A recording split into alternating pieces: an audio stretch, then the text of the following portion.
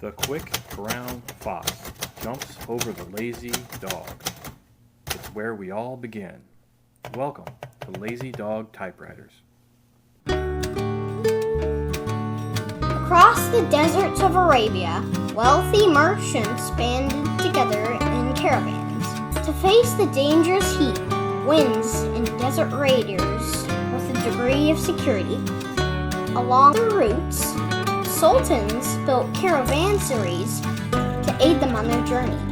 Caravansaries were roadside stations which supported the flow of commerce, information, and people across the network of the trade routes, covering Asia, North Africa, and southeastern Europe, especially along the Silk Road.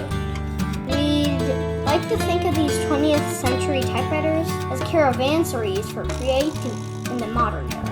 Let's explore the Royal Sahara and Caravan. Howdy folks, and welcome to Lazy Dog Typewriters. As Kevin mentioned in his intro, walking through the desert was no easy task, and if you were a wealthy merchant back in the day, you definitely would like to be in a caravan. Fast forward to the 21st century, and it sure would be nice to have a caravan typewriter when you are walking across the Sahara. And hopefully the glare isn't too hard, but we have our pink reveal of our Sahara and Caravan manual made by Adler, which really was branded by Royal, but it was an Adler typewriter. It was also known as the Adler Type S. So let's take a look at this. First we start off with our desert stone case, and beneath we have a 1975 Royal Caravan. So really nice, sand colored with dark rocks. Reminds me of the camouflage uniforms in the first Gulf War. If nothing else, very appropriate for the Saharan theme. And really pretty, very easily distinguishable Adler style keyboards. This also was essentially identical to the Contessa, but the Contessa was made in orange, not a desert sand and desert rock color. You'll notice with these little projections on the back that this machine has a tab, and that is appropriate because the tab is what separates the Sahara from the Caravan. The Caravan, of course, has the tab, and the Sahara does not. All right, quickly overviewing everything. We've got a full keyboard with a dedicated 1 and a plus and an equals. We have the aforementioned tab key over here. Backspace is on the right-hand side. And Kevin, what have you got to tell us? Well, it's like, for some reason, the H kind of looks shiny. Maybe it has something to do with the Caravans. The Sahara's its brother, and it just likes the letter H in the Sahara. Interesting theory, but what I do notice that you pointed that out is the J and the L are somewhat lower than the H. Now that is not by design, that is probably by a heavy-handed typist. And what happens when you see this kind of a thing, it works totally fine, but the type levers here are aluminum and they have been bent down a little bit, and if you really care you can try to bend them back. It's hard to do nowadays without the proper forming tools, so I'll probably just leave those like that, so caveat emptor, right? But I might try to bend them up a little bit so that they're absolutely flush with a little bit of effort. So we'll work into that. That's just one of the little quirks you have on a modern typewriter. Just continuing on with the overview for those who are new to typewriters, we have a ribbon color selector. It's a little unusual to comment about because the stencil setting, the white, is on top, and then we have the blue and the red. So normally you have red, white, and blue, or blue, white, red. The white is always in the middle. But in this case, for some reason, they put the stencil at the top. Don't know why. It's interesting. Continuing on around, we always like to start off over here on our carriage return lever. We have a paper tension roller is all the way here on the left side. So you just press that. You've got a paper guide on the left side as well, and you have your line selectors, a small tab, 1, 2, and 3 dots. 3 dots is double space, 2 dots is 1.5, 1 dot is single space.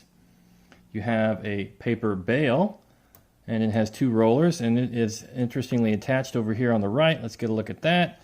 You will have a single carriage release knob, and you don't push down on it, you kind of push forward on it to get it to release.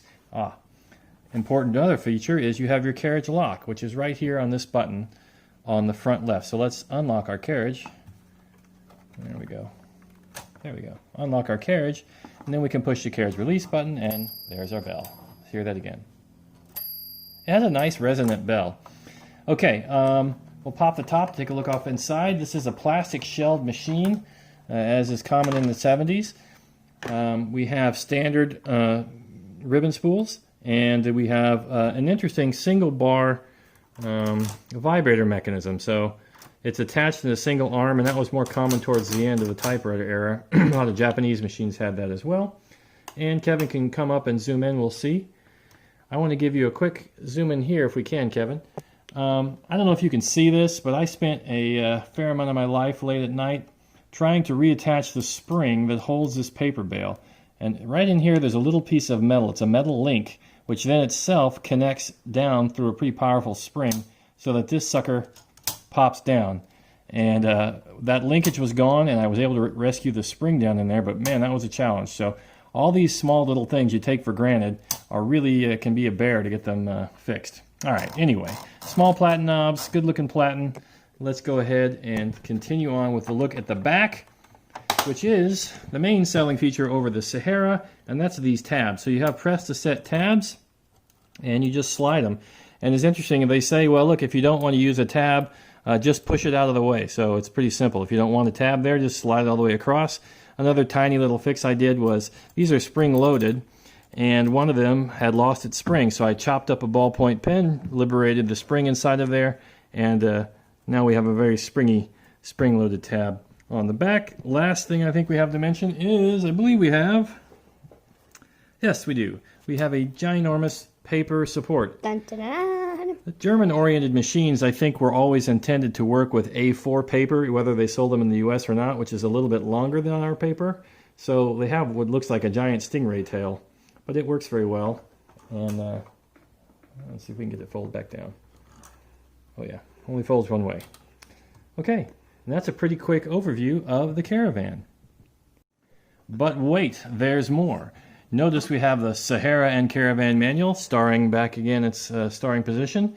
That's because we have been blessed to have also a Royal Sahara, which comes in what color here, Kevin? It comes in super slick sky blue. Super slick sky blue, because there's no water in the Sahara, but there's plenty of sky. And let this soak in with your little eye. I am absolutely in love with this typewriter, and Mrs. Lazy Dog Typewriter has told me I cannot sell it because it's so pretty. This is the machine that I spent 2 hours on late at night, however, working on this little feature. This paper bale, because it's the one that has a fabricated link, and I may roll in a picture of my MacGyvering to get that to work. But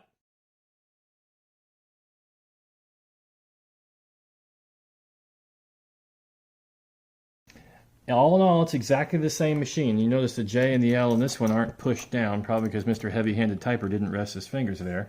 Again, we have the same carriage lock, the same white, blue, red setting.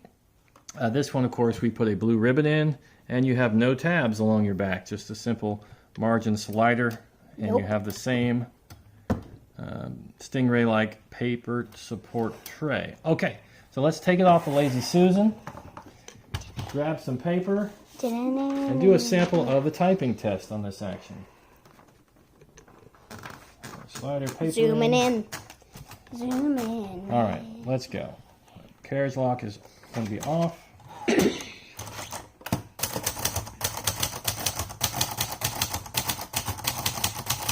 Over the Lazy Dog.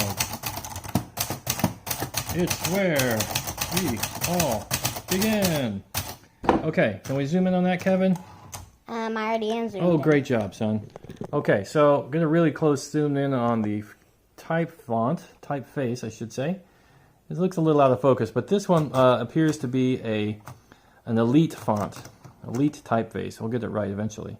The typing action on this is just like the Contessa. I've talked about it before. These little type arms seem really spindly, but they are very strong, and the net result, for whatever reason, is lightweight but still substantial. It doesn't feel anyway mushy. It doesn't feel heavy. It is very similar in feel to the Erica 105 we just talked about, the Magic School Bus. What's the name of the Magic School Bus driver, Kevin? Miss Frizzle. And Frizzle. also, what I want wanted to say was, like in the preview that I had there, the reboot, there are actually things where Arnold isn't such a scaredy cat anymore. Last episode. That's awesome news. We don't want to have any more spoilers than that. Go out and watch The Magic School Bus when you're not spending your days and minutes watching our typewriter videos. So, the quick pros and cons of this machine. The pros of the Sahara and of the Caravan both, if we can put it that way. They have excellent typing touch. They're really sleek, svelte. They have a nice integrated carrying case. They are all plastic, so they are lightweight. They have that German quality. And it's just sort of a weird abnormality that Litton Industries acquired Royal and then also acquired Triumph Adler right before they went bankrupt in a massive buying spree. They timed everything just wrong. They got extremely leveraged and they went out of business. If I didn't mention it, this is a 1976 model and our Caravan is a 1975, first year of production. So just great little machines. Cons, well, if you don't like plastic body machines, you won't like these because they're all plastic. Another con is the Caravan does have tabs, and of course the Sahara doesn't at all, so that can be a con. The tabs are kind of old-fashioned. Although to be all the way in the mid-70s and to have to manually slide your tab sliders over is a little out of date, when most machines at that time had a set and clear button on the front. So that's another little criticism that I think is legitimate on these machines. These machines were built to a price point, so they are quality, but they were trimming price points. The gauge of metal on this paper tray and whatnot are a little bit on the thin side. But other than that, I really like it. This one will probably enter our permanent collection. We have really enjoyed looking over these. We love. Then we have another one coming, in fact, so we're excited about this. And we're still looking for a Tippa S to really round out our collection. Just really fond of the German engineered machines, and I've been glad to share these with you. Thanks so much for joining us. Please like, subscribe, and share.